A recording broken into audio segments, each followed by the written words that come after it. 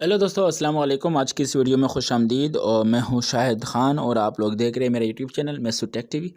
तो यहाँ पे हम HTML का हमारे पास ट्यूटोरियल है और यहाँ पे इंशाल्लाह हम HTML को कंप्लीट आपके साथ शेयर करेंगे। तो अगर इस वीडियो में नहीं हो सके इंशाल्लाह नेक्स्ट और वीडियो भी लेते आएंगे। हमारी और वीडियो भी हैं जो आपको इस वीडियो की डिस्क्रिप्शन में लिंक मिल जाएगा या हमारे चैनल पर आप प्ले लिस्ट पर चेक कर सकते हैं। तो यहाँ पर हम फर्स्ट HTML के ऊपर बात करते हैं। तो यहाँ पे जब हम भी कोडिंग यहाँ पे जब स्टार्ट करते हैं, देखो ये है हमारे पास फर्स्ट HTML है। तो हमारे पास ये जो कोडिंग है आपको टॉप नज़र आ रहा है, तो ये हमारे पास बाय डिफ़ॉल्ट आता है। इसका कोई मसला नहीं है कि ये क्या कहते हैं, डिफ़ाइन करते हैं पेज की HTML को कि ये कौन सा आप HTML इस्तेमाल कर रहे हो। HTML जो हमारे पास जो सिंपल HTML है उसमें ये नहीं आता, जो HTML5 है इसमें आ जाता है, ये बाय डिफ़ॉल्ट रहता है। अगर ना लिखो कोई फ़र्क नहीं पड़ता। उसके बाद आते हैं HTML। ये टैग क्या करते हैं, रूट होते हैं किसी भी HTML पेज का। हम भी जब भी कोई HTML पे लिखते हैं तो हमेशा HTML से स्टार्ट करते हैं। ठीक है, यहाँ पे आप देख सकते हैं, मैं इसको ऑफ कर देता हूँ। यहाँ पे आप देख सकते हैं कि HTML से स्टार्ट हो रहा है, ठीक है, यहाँ से, ठीक है। और ये देखो ना HTML पे बंद हो रहा है। तो लास्ट में ये हमने सेमी कॉलन नहीं, इसको क्या कहते हैं, कर्सर हमने लास्ट में यहाँ क्लोज किया हुआ है। यहाँ पे इसको इस्तेमाल देख सकते हैं। और यहाँ पे हेड स्टार्ट हुआ है, यहाँ पे हमने हेड को क्लोज किया हुआ है, ठीक है। और बॉडी यहाँ से स्टार्ट होकर यहाँ पे ख़त्म होती हैं। तो सबसे पहले हम लिखते हैं HTML। सबसे पहले क्या लिखते हैं, HTML। अच्छा, ये जो हेड है उसके अंदर हम लिखते हैं टाइटल। हेड सेक्शन के अंदर हम टाइटल लिखते हैं। ये हेड सेक्शन मैं भी बताऊँगा ये किस लिए इस्तेमाल करते हैं। तो टाइटल लिखने के लिए हमने टाइटल लिखा है फर्स्ट HTML पेज पे। ये जो टाइटल होता है ये इस वजह से हम लिखते हैं ताकि ये हमारे जो सर्च बॉक्स में ऊपर नज़र आता है। जब भी हम गूगल में सर्च करते हैं तो हमारे पास सर्च बॉक्स ऊपर नज़र आ रहा होता है, तो उसमें ये डिस्क्रिप्शन नज़र आ रही होती है जो आपने टाइटल में लिखी होती है। अगर आप ना लिखोगे तो यहाँ पे बाय डिफ़ॉल्ट गूगल अपना IP एड्रेस देता है। अगर आप ये लिखोगे तो आपकी पेज जब भी कोई क्लिक करेगा तो आपने टाइटल में जो कुछ दिया होगा वो वहाँ पे शो होगा, ठीक है दोस्तों, सर्च में। अच्छा, हेड में तो ये आ गया, यहाँ पे हेड क्लोज हो गया। उसके बाद आती है बॉडी। बॉडी में हमने लिखा है सिंपल HTML पेज। जब हम उसका आउटपुट करेंगे तो वो वैसे आएगा जो बॉडी में लिखा होगा, ठीक है दोस्तों। तो हमारे पास हेड सेक्शन आ गया। ये कंटेन करता है मेटा, यानी में कि डेटा की इन्फॉर्मेशन अपने पास रखते हैं पेज के ऊपर। ये टाइटल इसमें आ सकता है, स्क्रिप्ट जो हमारी स्टाइल होती हैं वो इन्फॉर्मेशन यहाँ पे अपने पास रखते हैं। टाइटल टैग कंटेन करता है टाइटल पेज का जो वो क्या लगता है, जो पेज होता है उसका जो टाइटल होता है वो पेज के अंदर लिखते हैं। ये रिक्वायर करते हैं HTML document and donate the title of the document, ठीक है। ये जो होता है ये हमारे पास क्या होता है, ये CEO के लिए बेहतर है, क्योंकि हम जब भी कोई चीज़ सर्च करते हैं तो हमारे जो सर्च बार होता है वहाँ पर ये टाइटल शो होता है, ठीक है दोस्तों। और टाइटल किससे स्टार्ट करते हैं, टाइटल टैग से। तो बॉडी जो होती है ये असल में हमारे पास इस्तेमाल होता है, हम जितना भी कंटेंट लिखते हैं इसमें हम क्या लिखते हैं कि HTML का डॉक्यूमेंट हो गया, टेक्स्ट हो गया, जो लिंक्स हो गए, MS टेबल हो गए, वो सारा का सारा काम हम बॉडी के अंदर करते हैं, ठीक है। तो यहाँ पे आपको कुछ चीज़ें समझ में आई होंगी, इंशाल्लाह हम आगे जाएंगे आपको और चीज़ें भी समझ में आएगी। अच्छा, और एक और चीज़ मैं आपको बता देता हूँ, ये लास्ट में लिखा हुआ है कि हम इसको कहाँ पे रन कर सकते हैं। नोटपैड में भी कर सकते हैं, Notepad+ में भी कर सकते हैं, विजुअल स्टूडियो कोड में भी कर सकते हैं। और मैं तो आपको रिकमेंड करूँगा कि आप विजुअल स्टूडियो कोड या सबलाइन में आप करें, ये दोनों फ्री में आपको मिल जाएंगे, ठीक है। और अब जब हम इसको सेव करते हैं, आप स्टार्ट में कुछ भी लिख सकते हैं लेकिन .html लिखना आपको ज़रूरी है। जब हम कोई भी सेव करते हैं, जैसे मैंने एक प्रोजेक्ट भी बनाया है, कोई भी बनाया, मैं उसका टेस्ट नाम रख लेता हूँ, तो मैं test.html जो भी नाम रखूँगा तो उसके साथ .html ज़रूर लिखूँगा, वरना ये रन नहीं होगा। अब आते हैं पैराग्राफ की तरफ। पैराग्राफ को हम P से यूज़ करते हैं, P से, ठीक है, नोट करते हैं। और ये किसी भी HTML के अंदर P पैराग्राफ एलिमेंट को यूज़ करते हैं, ठीक है।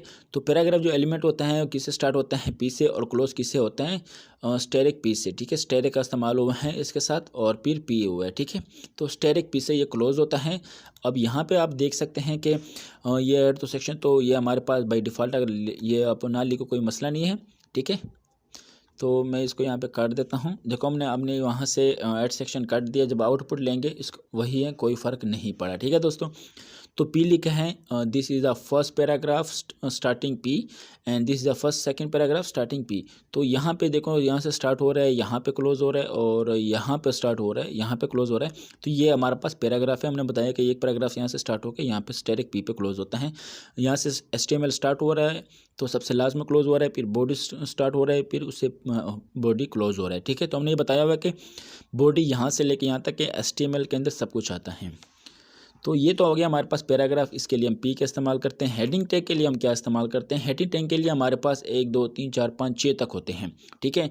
तो हम 6 तक हेडिंग इस्तेमाल कर सकते हैं, 1 2 3 और H1 H2 H3 से यूज़ होते हैं। अच्छा, यहाँ पे कई लोग सवाल करते हैं कि हम H1 यूज़ करते हैं तो इसके लिए हम साइज़ का भी इस्तेमाल कर सकते हैं किसी को बड़ा करने के लिए। H1 H2 H3 H4 इस वजह से ज़्यादातर इस्तेमाल करते हैं हेडिंग के लिए कि गूगल में हम कुछ भी सर्च करते हैं तो गूगल असल में वेबसाइट नहीं उठाता, बल्कि वेबसाइट के अंदर हेडिंग उठा के हमें शो करवाता है। तो हेडिंग कैसे उठाते हैं कि जो चीज़ भी H1 H2 H3 दरमियान किसी भी H1 में लिखा होगा, गूगल सिर्फ उसी को देखते हैं। इसलिए ये CEO के लिए काफ़ी बेहतर होता है कि आपकी H1 टैग में जो भी डेटा लिखा होता है गूगल उसको चेक कर रहा होता है, ना कि आपके पैराग्राफ में डेटा हो, ठीक है। हम जो भी चीज़ सर्च करते हैं तो गूगल उस हेडिंग को चेक कर रहा होता है वेबसाइट में से, जिस वेबसाइट से हमारा जो वो डेटा हमारे सर्च कर रहे हैं उससे मैच होते हैं तो वो उठा के हमें शो करवा देते हैं, ठीक है दोस्तों। तो ये उसके लिए बड़ी इंपॉर्टेंट है। तो यहाँ पे हम जाएंगे, यहाँ पे बॉडी स्टार्ट हुआ है, यहाँ पे H1 हेडिंग 1 हमने नाम दिया हुआ है और हेडिंग, ठीक है। इस तरह देखो ना, हमने 6 तक लिखे हैं। अब देखना H1 काफ़ी बड़ा है, H2 छोटा, H3 सबसे छोटा है, ठीक है। अगर आपने ज़्यादा बड़ा हेडिंग इस्तेमाल करना है तो आपने कोड में क्या लिखना होता है, H1 क्लोज करना है H1 पे, उससे छोटा 2 3 4 6 सबसे छोटा होता है, ठीक है। देखो ना यहाँ पे कॉमन, अगर हम वैसे भी यहाँ पे कुछ आउटपुट लिखेंगे तो मैं यहाँ पे एक आउटपुट लिख लेता हूँ, जैसे मैं मैसूद टेक टीवी, ठीक है। तो अब देखना है इसको, ठीक है। हम आउटपुट लेंगे तो आप यहाँ नीचे देख सकते हैं मैसूद, इसमें कोई फ़र्क नहीं है, लेकिन इसके लिए हम बोल्ट का लफ्ज़ इस्तेमाल करेंगे। आपको मैं एक और चीज़ भी दिखाता हूँ इंशाल्लाह आगे को, अभी पढ़ने भी तो यहाँ पे हम बोल्ट ढूंढेंगे कि हमारे पास, क्योंकि मोबाइल से इसको जोड़ा मुश्किल होता है, लेकिन कोशिश करेंगे कि मैं आपके लिए कर पाऊँ।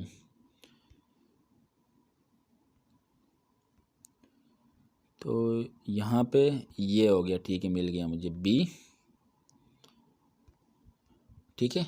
और यहाँ पे हम, क्योंकि जो चीज़ स्टार्ट करना है उसको क्लोज़ भी करना पड़ता है, और क्लोज़ करने के लिए हम ऐसे, ठीक है। अच्छा, यहाँ से हम ये, फिर हम ये, फिर हम B लिखेंगे, ठीक है, और फिर हम ये लिखेंगे, ठीक है। तो अब आउटपुट देखना है चलूँगा, ये देखो ना, ये बोल्ट हो गया है, ठीक है। अब ये देखो ना, ये H4 के बराबर है। कोई लोग कहेंगे जब हम यहाँ पे बोल्ट इस्तेमाल कर सकते हैं तो H4 के बराबर आ जाएगा, लेकिन याद रखना कि ये गूगल जो है ना, इस H1 से लेकर H6 तक जितनी हेडिंग होती है इसको सर्च करता है, आपके पास शो करता है, तो ज़ाहिर इससे आपकी CEO पेज की बेहतर होती हैं, बोल्ट वाले डेटा को सर्च करके आपके सामने नहीं लाता, ठीक है। तो इस वजह से आपने हेडिंग इस्तेमाल करते हैं। हॉरिजॉन्टल लाइन के लिए आपको पता है कि देखो ना, जो चीज़ जिससे स्टार्ट होता है हॉरिजॉन्टल लाइन तो HR से स्टोर करते हैं। H से हॉरिजॉन्टल यानी मुखफ़फ़ है शॉर्टकट। तो जब भी हम कोई हॉरिजॉन्टल लाइन बनाते हैं उसके लिए, जैसे हमने बॉडी लिखा है, first line HR, second line HR, third line, ठीक है। तो हम ये क्या करते हैं कि सबसे लास्ट में लिखते हैं। अब आउटपुट क्या आएगा, ये देखो ना, 1 2 3, पहली लाइन आ गई, ठीक है। अब ये देखो हॉरिजॉन्टल लाइन यहाँ पे मुकम्मल पूरी लाइन पे आ गई। तो लाइन बनाने के लिए क्या कर सकते हो, H लाइन, आप HR लिखोगे तो लाइन बन जाएगी। हमने पहले फर्स्ट लाइन लिखा है फिर HR, तो इस वजह से लाइन के फर्स्ट लाइन के बाद हॉरिजॉन्टल लाइन है। अगर हम इसको यहाँ पे इसको एक को ख़त्म कर दें तो आप देखना हम क्या आएगा। तो अब हमारे पास पहला हॉरिजॉन्टल लाइन आ रहा है, तो देखो ना ऊपर हॉरिजॉन्टल लाइन आ गया, ठीक है। तो अब ये बड़ा आसान है कि आप किसी भी हॉरिजॉन्टल लाइन बनाने के लिए आपको HR का इस्तेमाल करना पड़ेगा। और ये इसकी बढ़िया है कि ये टैग कभी भी क्लोज नहीं होता, इसका क्लोजिंग टैग नहीं है। देखो ना यहाँ पे कोई भी इसका क्लोजिंग टैग नहीं है, ठीक है दोस्तों। अब हम बात करते हैं हॉरिजॉन्टल लाइन कलर। हमने लाइन तो बना ली, इसको कलर देंगे तो कैसे देंगे, तो आप यहाँ देखो ना, HTML का एक एट्रीब्यूट होता है, टैग होता है, उसके आगे एट्रीब्यूट होता है।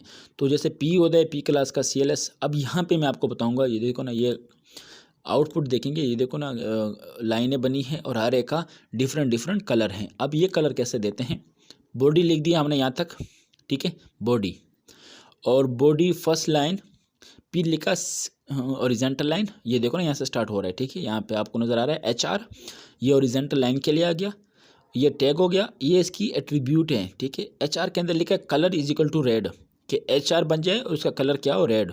फिर सेकेंड लाइन HR बन जाए उसका कलर क्या हो, ग्रीन। थर्ड लाइन बन जाए उसका कलर क्या हो, ब्लू। तो इस तरह इसका आउटपुट ये आ गया, ठीक है दोस्तों। तो हमें आगे सिर्फ कलर लिखना पड़ता है। अच्छा, ये चीज़ें आपको इंटरनेट से सर्च कर सकते हो, यहाँ साइज़ भी कर सकते हैं हॉरिजॉन्टल लाइन की। तो यहाँ आउटपुट हम चेक कर सकते हैं, देखो ना काफ़ी बड़ी है, उससे बड़ी ये सबसे छोटी है।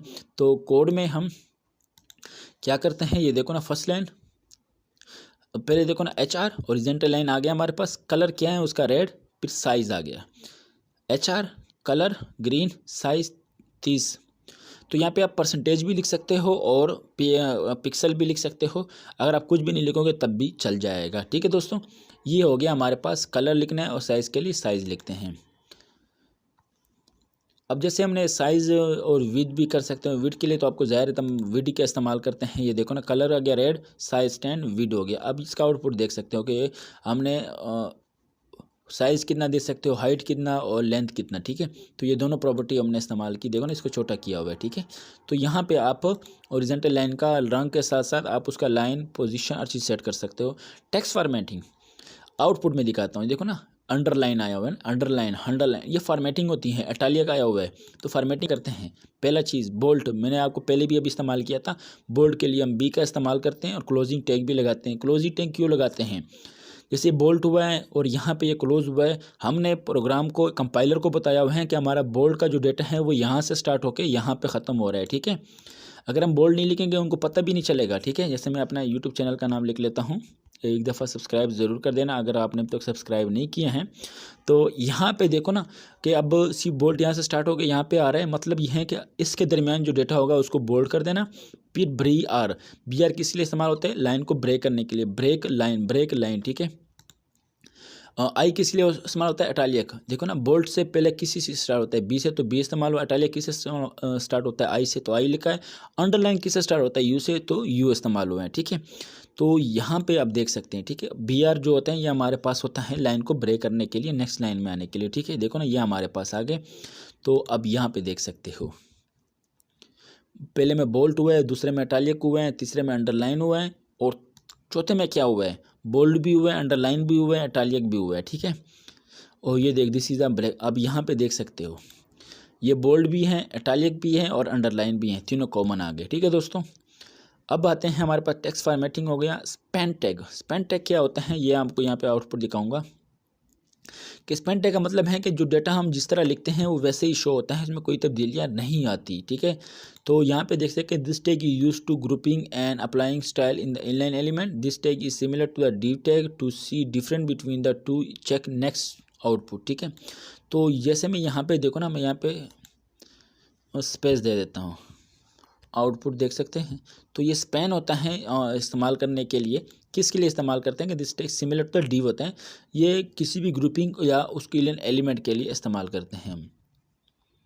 div टैग आउटपुट में दिखा देता हूँ, ये देख सकते हैं कि हमने यह कोई बॉक्स नहीं बनाया, ये div बनाए हुए हैं, ये हम ख़ास एरिया के ऊपर अप्लाई करते हैं। ठीक है, जैसे स्पैन टेस्टिंग 1 2 3, ये स्पैन हो गया और div क्या होता है। ठीक है, देखो ना सिमिलर है, आउटपुट इसका चेक कर सकते हैं हम। यहाँ पे लिखा है div, this is the first div input, फिर यहाँ क्लोज हुआ है ये। ठीक है, अभी इसका आउटपुट देख सकते हैं, यहाँ पे 2 बनाए हुए हैं, यहाँ पे तीसरा बनाया हुआ है। तो यहाँ पे this is the second div, B R line तो ऊपर आ गया। ये div असल में हम जब CSS यूज़ करेंगे इंशाल्लाह वहाँ पे बताएंगे कि div क्या होता है। ये एक सेक्शन को शो करता है किसी भी डेटा के लिए, कि अगर हम यहाँ पे मैं आपको थोड़ा सा फिर बता देता हूँ कि आप देख सकते हैं कि div यहाँ से लेके यहाँ ख़त्म हो रहा है, यहाँ पे कोडिंग पे, कि एक हमारा div यहाँ से स्टार्ट हो रहा है, यहाँ पे क्लोज हो रहा है। ठीक है, ये देख क्लोज हो रहा है। तो इस div की अगर मैं कोई स्टाइल दूंगा तो इस div के दरमियान में जो कुछ भी आएगा सब पे अप्लाई होगा। इस div को जो मैं कलर दूंगा, विड्थ हाइट जो भी दूंगा, इस div के दरमियान जितना भी डेटा होगा सब पे अप्लाई होगा। ठीक है दोस्तों, बस आप इतना याद रखो क्योंकि ये CSS में आपके आगे काम आएगा। यहाँ पे हमारे पास एम्फसाइज टैक्स हो गया, ये हम आउटपुट देखते हैं। देखो ना एम्फसाइज टैक्स ये कैसे होता है, BR इस्तेमाल हुआ, हमारे पास नॉर्मल टैक्स है और जो एम्फसाइज टैक्स हैं वो आपको एम्फसाइज जो उसका स्टैंड है उससे स्टार्ट हुआ है, यानी हम कलर को जैसे लिखते हैं वैसे शो होता है। हम यहाँ पे थोड़ा सा स्पेस देते हैं, हम देखते हैं कि ठीक है। एम्फसाइज का मतलब क्या है दोस्तों, आपने समझना है यहाँ पे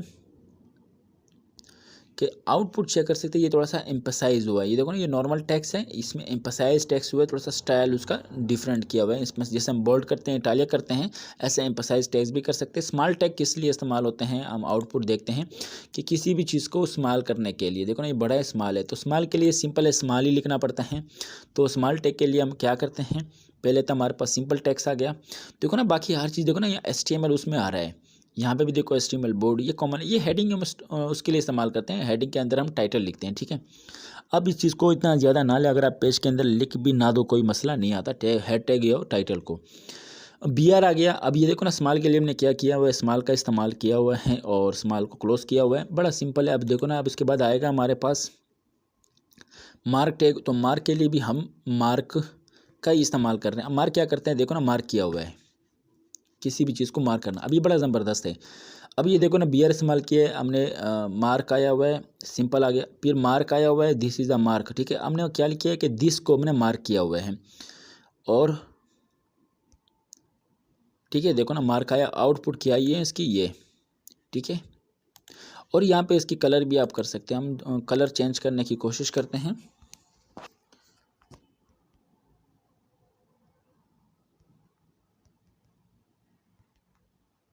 colour is equal to red कर लेते हैं कि क्या इसमें तब्दीली आती है या नहीं आती, ठीक है दोस्तों। आउटपुट नहीं आई, तो यहाँ पे हमने इसकी प्रॉपर्टी कलर अप्लाई की है, लेकिन प्रॉपर्टी तब्दील नहीं हुई है। ज़ाहिर है यहाँ पे हम मोबाइल के ज़रिए कर रहे हैं, तो इसकी आउटपुट इस तरह नहीं आती, तो आप यहाँ पे कर सकते हैं, ठीक है। यहाँ पे देखो ना, इसने लिखा भी हुआ है, मैं आपको दिखा देता हूँ। This tag use to marking the specific text in yellow colour, क्योंकि ये जो हमारे पास जो मार्क टेक्स्ट होते हैं, ये जो स्पेसिफिक कलर होते हैं उसका अपना वो येलो ही होता है। आपने काफ़ी जगह देखा होगा ना कि हम येलो मार्कर इस्तेमाल करते हैं, तो यहाँ पे भी आज बाई डिफ़ॉल्ट येलो ही दिखाता है किसी चीज़ को मार्क करने के लिए। मार्क डिलीट टैग क्या होता है, जैसे यहाँ पे देखो ना, इसको हम दिस इज़ द डिलीट, ये हमें बताने के लिए होता है कि हमने इसको डिलीट किया हुआ है दरमियान में, ठीक है, और दरमियान में लाइन लगी होती है। इसके लिए आपने सिर्फ क्या करना होता है, DEL, डिलीट का जो शॉर्टकट है DEL इस्तेमाल करना होता है, तो वो डिलीट में आ जाते हैं, ठीक है दोस्तों। बड़ा सिंपल है, देखो ना, कुछ भी मुश्किल नहीं है, आप इसको एक दफ़ा ट्राई ज़रूर करें। तो अब हमारे पास आता है इंसर्ट के लिए आपके पास आउटपुट क्या आएगी, INS, इंस, ठीक है। इंसर्ट में आप आउटपुट ऐसी आएगी, देख, अंडरलाइन, समझ लो कि ये आपने इंसर्ट की हुई है, अंडरलाइन, बस अंडरलाइन आ जाएगा, ठीक है। अंडरलाइन कर लोगे तो इंसर्ट आ जाएगा। अब यहाँ पे आ गया सुपरस्क्रिप्ट और सबस्क्रिप्ट। ये सबस्क्रिप्ट ये बड़े इंपॉर्टेंट है, अगर आप मैथ और केमिस्ट्री के अगर कोई काम करते हैं, यहाँ पे आप देख सकते हैं। आउटपुट की तरफ जाएंगे, आउटपुट का मतलब है कि आपको चीज़ समझने के लिए, ठीक है। तो यहाँ पे हम एक और चीज़ करेंगे आपको समझने के लिए, हम इसको यहाँ से ख़त्म कर देते हैं, नीचे आएंगे, हम यहाँ लिखेंगे H और यहाँ पे लिखेंगे 2 और लास्ट में लिखेंगे O। अब आउटपुट देखना, H2O, ये पानी का फार्मूला है, ये देखो ऐसे ही बन गया, ठीक है। पहले H लिखा, तो सब क्या होता है, उसको नीचे लाने के लिए हम क्या लिखते हैं, सब, तो सब लिखा, फिर 2 लिखा, सबको क्लोज किया, यानी कि यहाँ से लेकर यहाँ तक स्टार्ट हो रहा है, जो इसके दरमियान में जो आएगा हमने इसको नीचे किया, फिर O लिखा, तो ये इस तरह आ गया। अब जो है ना, ऊपर ले जाने के लिए कई जगह देखा होगा अपने पावर आते हैं, तो पावर के लिए सप्ताह, ये सुप था, SUP है, वो SUB था, ठीक है। तो यहाँ पे आप देख सकते हैं, हम यहाँ पे इसको ख़त्म कर देते हैं। आपके लिए सिंपल सा आसान तरीका मैं बताऊँगा आपको। 8 की पावर 10 की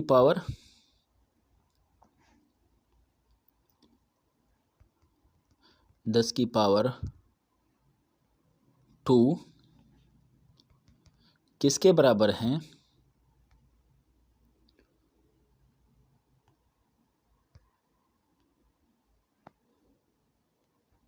100। आउटपुट चेक करो, 10 की पावर 2 इज इक्वल टू 100। अभी देखो ना, बड़ा सिंपल है, 10 लिखा, सब लिखा, तो सब का मतलब है कि पावर ऊपर चला गया, आप इज इक्वल टू 100 लिखा।